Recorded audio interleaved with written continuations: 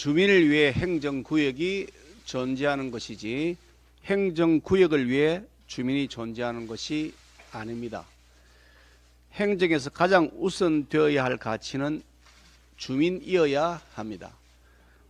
주민에 의한 주민을 위한 행정이라는 대원칙은 민주주의와 지방자치의 근본입니다. 행정기관이 기관 이기주의에 치우쳐 행정 편의주의적인 발상으로 결정하는 하향식 방식에서 벗어나 주민들의 의견이 우선되는 상향식 방식으로 정책을 입안하고 추진해야 합니다. 그래서 우리 당은 김포 시민의 뜻을 존중하겠다는 원칙을 천명한 것입니다. 북쪽과 동쪽으로는 한강, 남쪽으로는 인천과 서울에 인접하여 지금도 경기도의 외딴 섬같이 존재하는 김포시를 주민들이 원하지도 않는 경기 북도로 강제 편입시키겠다는 민주당의 발상은 지극히 행정편의주의적인 것입니다. 이미 통근권, 통학권, 생활권, 문화권이 서울에 사실상 포함되어 있는 김포 시민의 입장을 조금이라도 감안한다면 생활권과 행정구역을 일치시키는 것이 지극히 마땅하고 주민 편익에도 부합합니다. 또한 김포는 서울 편입 여부와 상관없이 이미 지금도 수도권입니다. 운동장에 그어진 금을 지우고 다시 새로운 금을 긋는다고 해도 운동장 전체 면적은 똑같은 것처럼 김포시의 서울 편입 문제는 수도권 비대화와는 아무 관련이 없습니다. 오히려 수도권이라는 운동장에 불합리하게 그어진 금을 합리적으로 새로 고쳐 긋자는 것일 뿐입니다. 최근 대통령 직속 지방시대위원회에서 4개 특구 도입을 발표한 바가 있습니다. 이것은 국토 균형 발전을 위해 비수도권을 집중 육성하도록 지역을 광범위하게 묶어 발전의 시너지 효과를 증대시키겠다는 것으로서 김포시의 서울 편입과도 결이 다르지 않습니다.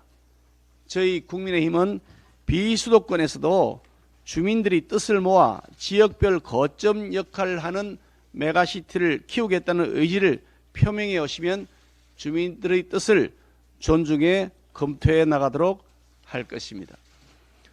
세계 주요 도시들도 도시 경쟁력을 높이기 위해 메가시티 개발을 적극적으로 추진하고 있는 만큼 우리 당의 뉴시티 프로젝트가 국토 균형 발전은 물론 주민 편익 개선에도 커다란 도움이 될 것으로 확신합니다.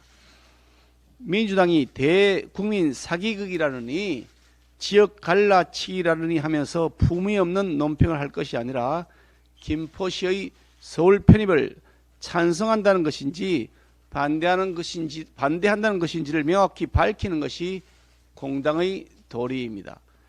주민의 삶의 질이나 지역 발전을 도모하기보다는 자당의 정치적 이해득실만 따지는 당리당략적 태도는 국민적 비난을 면키 어렵다는 점을 말씀드립니다.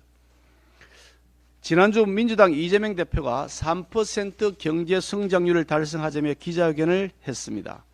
경제 성장률 3% 회복은 우리 국민의힘도 간절히 바라는 사항으로 당무 복귀 후 정부 여당의 경기 회복 노력에 뜻을 같이 하는 이 대표의 말씀에 환영의 뜻을 표합니다. 다만 이재명 대표가 해법으로 제시한 방식은 낙제라는 지적을 하지 않을 수가 없습니다. 민주당이 제시해온 정책들이 늘 그래왔듯이 이번에도 구체적인 재원에 대한 고민은 전무하고 경제를 병들게 만드는 선심성 퍼주기 대책만 한보따리 풀어놨습니다. 이것은 따뜻한 아이스크림이 있다면서 국민을 호도하는 것입니다. 국가 채무는 지난 민주당 정권 5년간 무려 400조 원이나 늘어 1100조 원에 육박합니다. 소비자 물가는 올해 7월 2%대로 안정화를 찾다가 다시 석 달째 상승하고 있는 추세입니다. 돈이 풀리면 물가가 더 오르는 것이 상식인데도 포퓰리즘에 중독된 듯 돈 뿌리기만 고집하는 것은 책임 있는 정당의 자세가 아닙니다. 더욱이 IMF에서도 국제적으로 불확실성 요소가 증가하는 상황임을 고려해 긴축 재정 기조 유지와 지출 감소 등을 통한 재정 건전성을 확보하라고 권고한 바도 있습니다.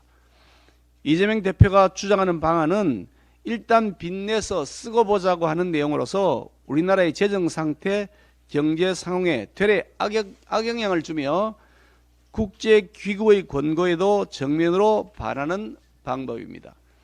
한순간에는 달콤하지만 결국에는 건강을 해치는 탕후루 정책으로 국민을 현혹하는 것은 우리가 경계해야 할 나쁜 정치의 모습입니다.